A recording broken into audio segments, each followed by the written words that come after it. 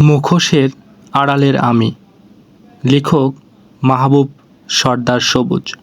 আবৃত্তি মাহফুজ। কখনো কখনো মনে হয় আমি কেবল একটা মুখোশ পরে বেঁচে আছি। হাসি দেই, কথা বলি, কিন্তু ভিতরে কোথাও চুপচাপ একটি কান্না জমে আছে।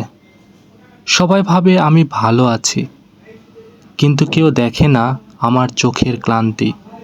প্রতিদিন নিজের সাথে একটা গোপন লড়াই চলে, যার কোনো দর্শক নেই, বিচারক নেই, শুধু হার মানা আমি।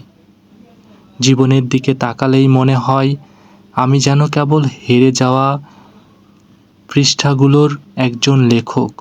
সব কিছু রেখে একা কোথাও হারিয়ে যেতে ইচ্ছে করে, যেখানে কোনো প্রশ্ন নেই, নেই কোনো জবাবের দায়।